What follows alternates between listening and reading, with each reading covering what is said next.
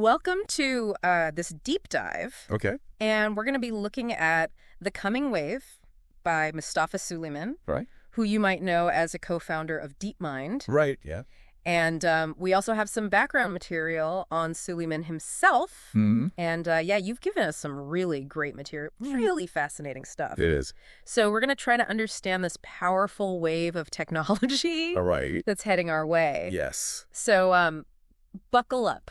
Okay. Things are going to get really interesting. All right. Just imagine a world where robots work our fields. Wow. AI writes our code, Mm-hmm. and we can edit the very building blocks of life. That's right. That's the world Suleyman's describing, and Yes. it's arriving faster than you might think. It is scary how fast. Yeah. And what I think is really interesting is that Yeah. Suleyman isn't just some commentator observing from the sidelines. Mm-hmm. I mean, this is someone who is deeply involved Yeah. in developing artificial intelligence, shaping the very way that he's warning us about. Yeah. And I think that insider perspective Yeah. makes his arguments all the more compelling. Absolutely. Don't you think? Yeah, it's one thing to hear a philosopher Right. or a journalist Yeah. talk about the potential dangers of AI, Mm-hmm. but when someone like Suleyman, Right. who's been at the forefront of this technology, Exactly. starts sounding the alarm, Yeah.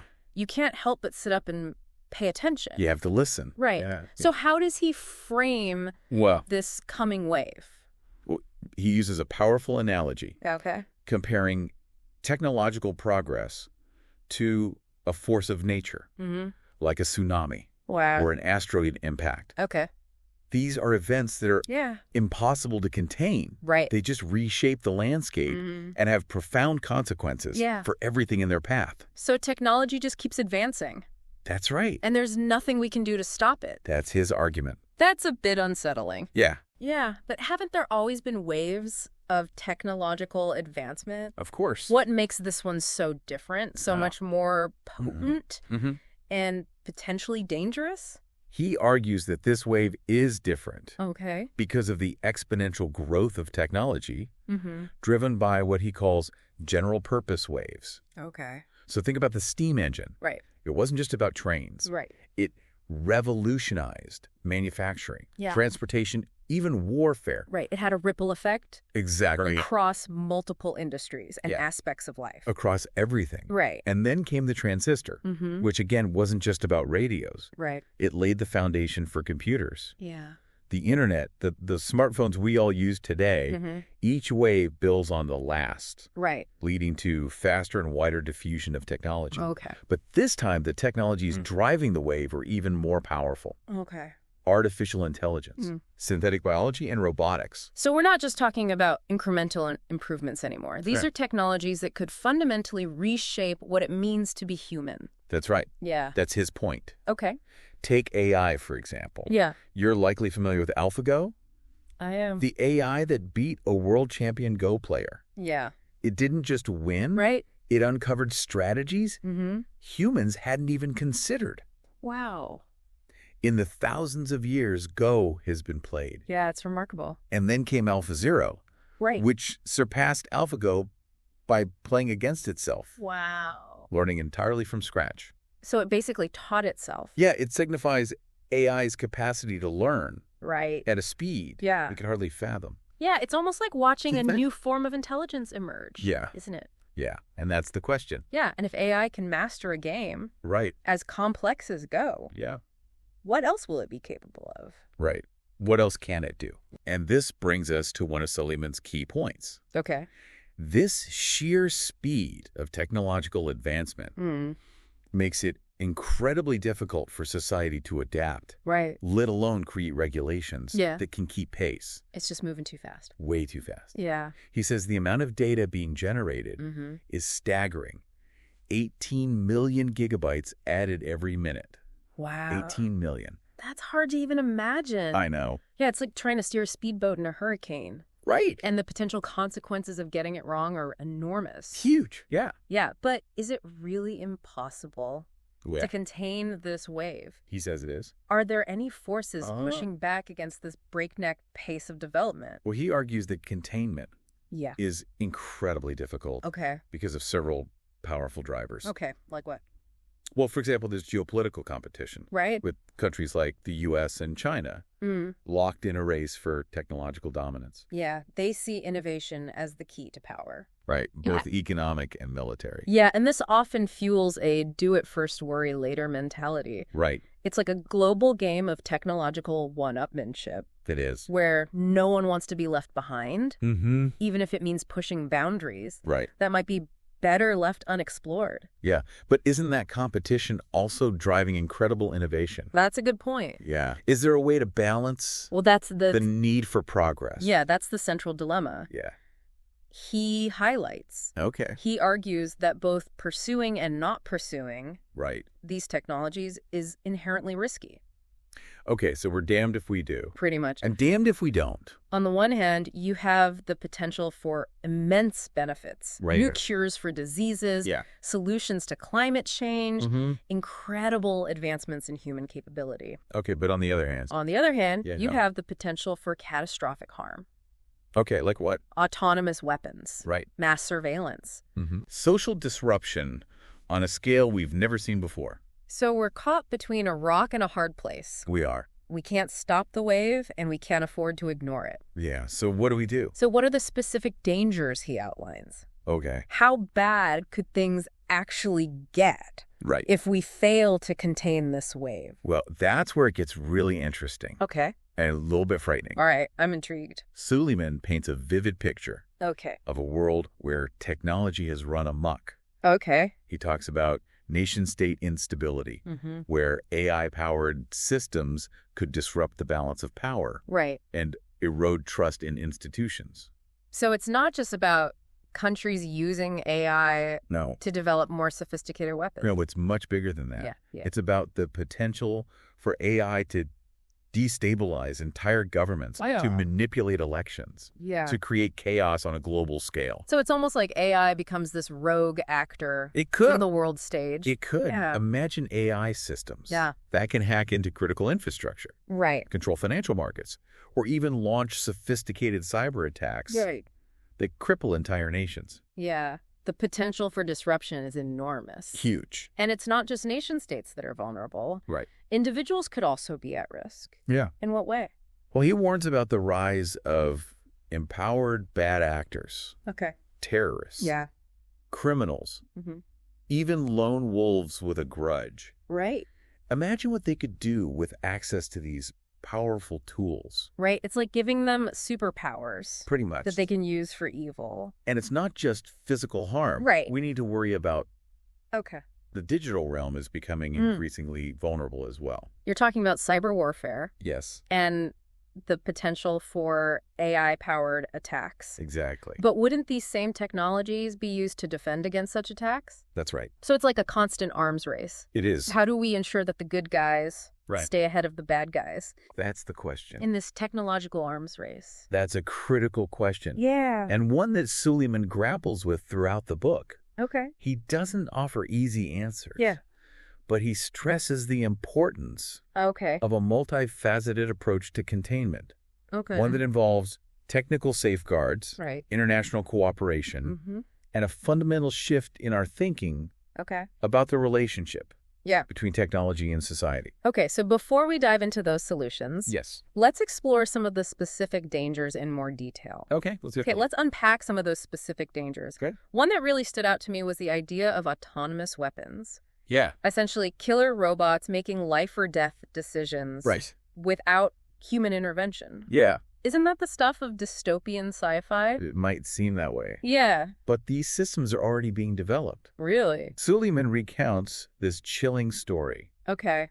of the Israeli assassination of an Iranian scientist. Right. Using an AI-powered sniper rifle. Wow. This wasn't some far-off future scenario. Right. This happened in the real world. And this was recent. Yeah, just a few years ago. It raises some serious questions about where we're headed. It does. Yeah, it's one thing to have highly targeted operations Right. with sophisticated technology. Mhm. But what happens when these weapons become cheaper Right. and more readily available? Exactly. What happens when anyone with a grudge or a political agenda Yeah. can get their hands on a miniature autonomous weapon? It's a scary thought. It paints a pretty grim picture. It does. Yeah. And Suleyman argues that We need to establish international norms and treaties Okay. to prevent the proliferation Right. of these kinds of weapons, Right. similar to what we have for nuclear weapons. Yeah, make it illegal. Essentially. Yeah. It's a complex challenge. Of course. But the alternative is simply too dangerous to contemplate. Yeah, it doesn't bear thinking about. Yeah. That makes sense. Yeah. But even if we manage to control the spread of autonomous weapons, Right. there are other dangers lurking in the digital realm, right? Oh, absolutely. You mentioned cyber warfare. Yeah. But what about the potential for AI-powered disinformation and deepfakes? Right. It's already hard enough to discern truth from fiction online. I know. It is. Great. You're absolutely right. Yeah. Suleyman argues that AI-powered deepfakes could erode trust in institutions, Right. manipulate elections, even incite violence. We're already seeing that to some extent. Yeah, think back to the COVID-19 pandemic. Yeah. We saw how quickly conspiracy theories Right. and false information could spread online. It was like wildfire. It was often with devastating consequences. Yeah, people were making life or death decisions I know. based on bad information. Right.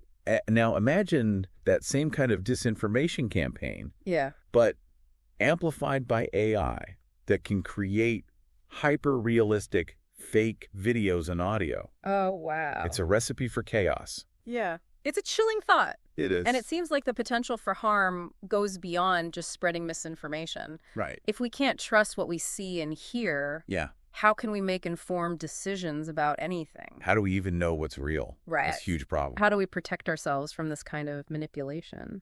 Well, Suleyman believes that one crucial step is investing in technical safety measures, Okay. like developing algorithms that can detect and flag manipulated media. So kind of like a truth filter? Think of it like a digital immune system, Okay. constantly scanning for and neutralizing these threats. That's a good analogy. And just as importantly, we need to cultivate media literacy Right. among the public. This education is key.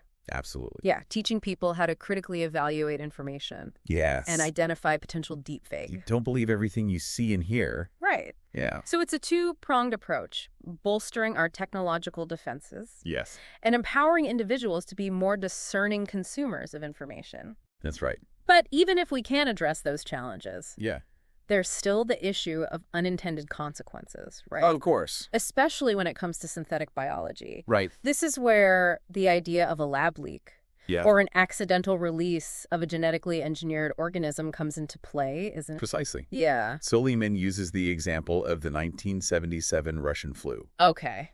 which some scientists believe may have been caused by a lab leak Oh, wow. of a genetically similar flu strain Right. from the 1950s. So this has happened before.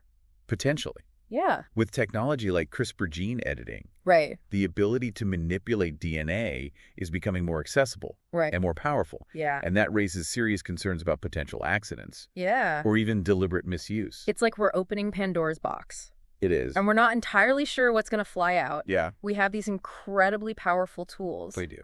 but we're still grappling with the ethical and safety implications. Yeah, we haven't quite caught up yet, Right. have we? Yeah, what specific steps does Suleyman propose Okay. to contain the risks of synthetic biology? He suggests a multi-layered approach, Okay. starting with rigorous safety protocols Right. and restricted access to labs and research facilities. So stricter security measures. Essentially, Yeah. making it much harder for malicious actors to get their hands on the tools and knowledge Okay. needed to create dangerous biological agents. So it's about controlling access Yes. to the ingredients and the Yeah, recipes. But physical security is just the first step. Okay. What else? He also emphasizes the need for built-in safety mechanisms, What does that mean? so built into the organisms themselves. Oh, so it's like building in safeguards at the genetic level. Exactly. Almost like programming limitations into the DNA. Kind of, yeah. Could you give an example of what that might look like? Sure. Researchers are exploring ways to create synthetic organisms Okay. that are dependent on specific nutrients, not found in nature. Okay. So if these organisms were to escape from a lab, Yeah. they wouldn't be able to survive in the wild. So they're kind of engineered to self-destruct. In a way, Yes. if they leave the lab. It's a way of containing their potential impact. Right. There's also research into developing kill switches Okay. that could be activated to destroy these organisms Right. if they posed a threat. So it's like a remote control for a dangerous bacteria. Kind of. You could just turn it off Exactly. if it starts to get out of hand. Right. Those are some pretty ingenious solutions. They are. Yeah. But even with all these precautions, there's still the issue of human error, right? Of course. Scientists are people too. Mm-hmm. They make mistakes. Everybody makes mistakes. And sometimes those mistakes can have unintended consequences. Right. How do we address the human factor in all of this? Well, Suleyman emphasizes the importance of fostering a culture of responsibility among scientists and researchers. Yeah. He argues for stricter regulations on the synthesis of DNA, which is becoming increasingly easy and affordable. Right. You can just buy it online. Pretty much. Yeah. Imagine a system of licensing and monitoring, similar to what we have for nuclear materials. So not just anyone can create new life forms. Right. Where not just anyone can walk into a store and buy a DNA synthesizer. Right. So you would need to have a license. Exactly. And your activities would be closely monitored to ensure you weren't creating anything dangerous. Exactly. It sounds like a sensible precaution. It does. But wouldn't that stifle innovation? That's a good question. Don't we need to allow for a certain degree of freedom and experimentation in science? It's a delicate balance. Yeah. How do we find that sweet spot? Well, Suleyman argues for a system that allows for scientific progress while mitigating the risks.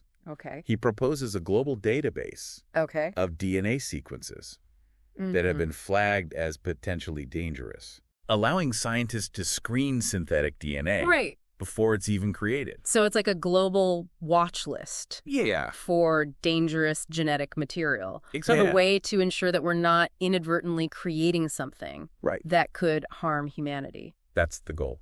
That's a fascinating idea. It is. But it seems like it would require an unprecedented level of global cooperation. It would. Something that can be difficult to achieve, especially in today's world. You're right. It's a huge challenge. Yeah. But Suleyman is optimistic that we can find ways to work together.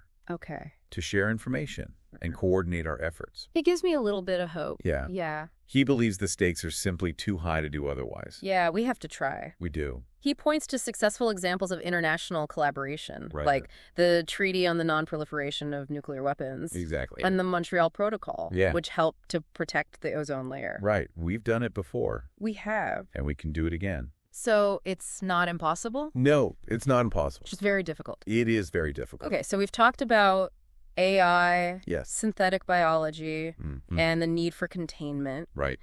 But there's one more piece of the puzzle that we haven't discussed yet. Robotics. Right. This is the area where a lot of people have fears about robots taking over the world. Yes, the robot apocalypse. Yeah, or at least taking away our jobs. Right. How does Suleyman address those concerns? He acknowledges those fears. Okay. But he also sees robotics as an incredible opportunity. Okay. He points out that robotics is already transforming our world. Right. Automating jobs in manufacturing, agriculture, and other industries. Right. And this trend is only going to accelerate. It is. As robots become more sophisticated and capable. Well, right. They're getting better all the time. That sounds great in theory. Yeah. But I'm not sure everyone is going to be thrilled about the prospect of robots taking their jobs. It's understandable. What about the people whose livelihoods are disrupted by this technological shift? You raise a valid point. Yeah. And Suleyman doesn't shy away from the potential economic and social consequences of widespread automation. Yeah, there's going to be a lot of people out of work. There could be. Yeah.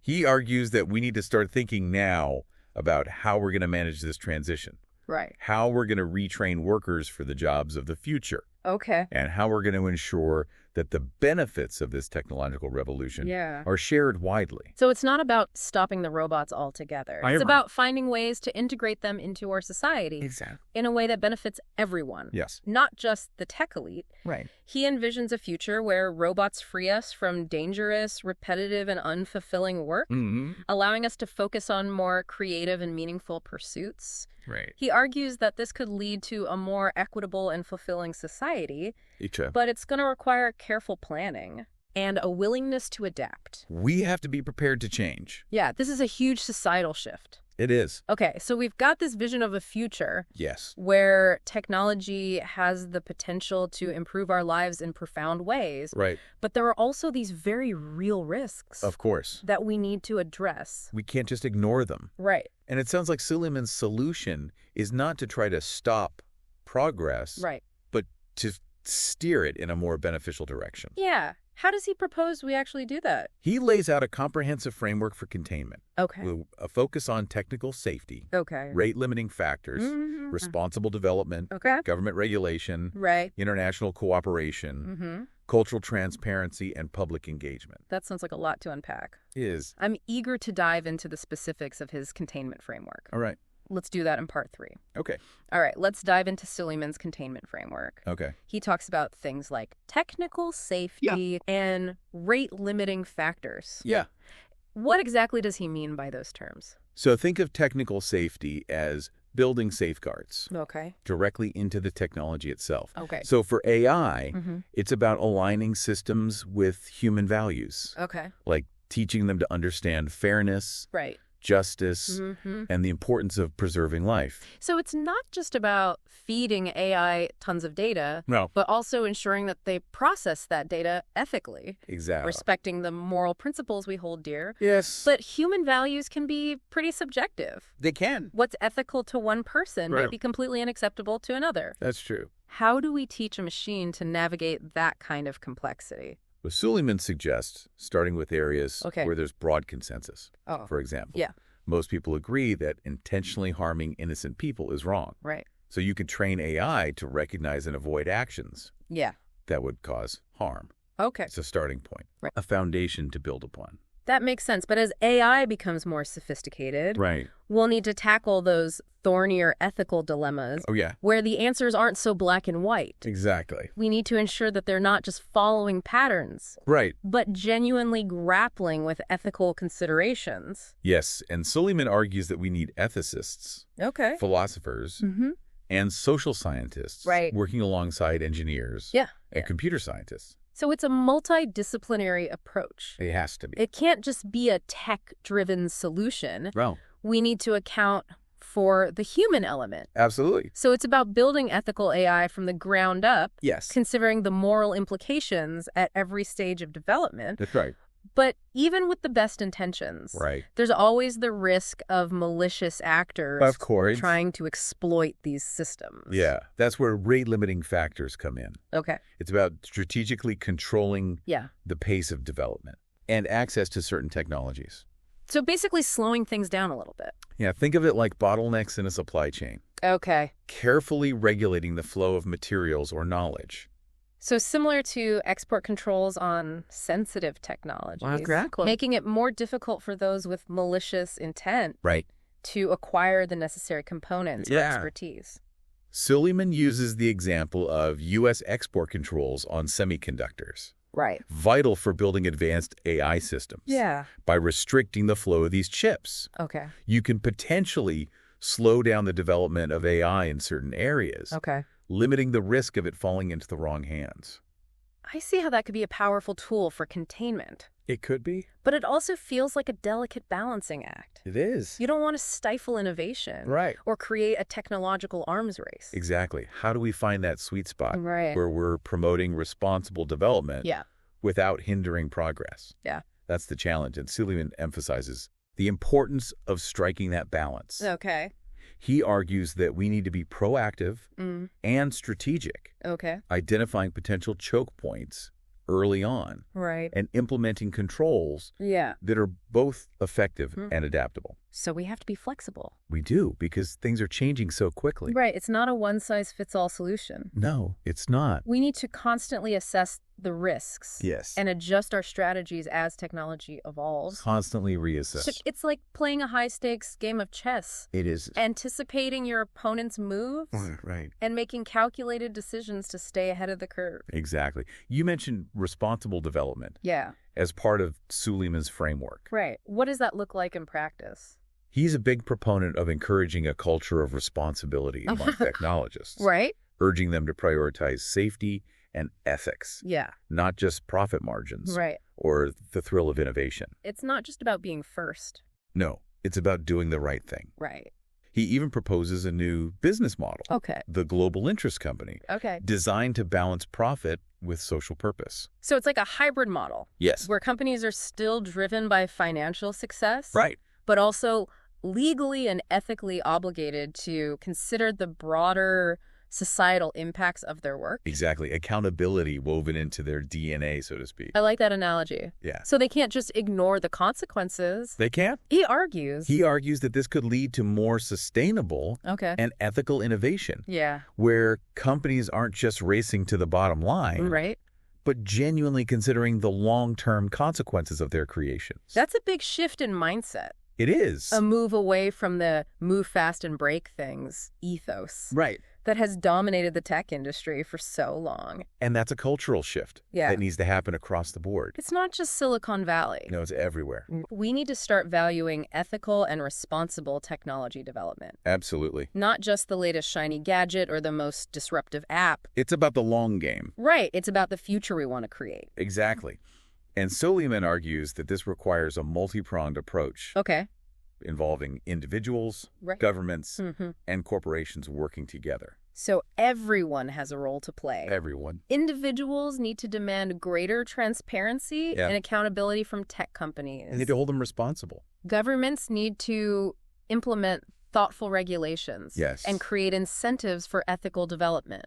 Reward the good behavior. And corporations need to embrace a more holistic view of their role in society. It can't just be about profits. It's a big ask. It is a big ask. But it feels like the only way forward. I think so, too. We can't just bury our heads in the sand and hope that everything turns out okay. That's not a strategy. We need to actively shape this technological future. We need to be in the driver's seat. To steer it in a direction that benefits all of humanity, not just a select few. That's the goal. I couldn't agree more.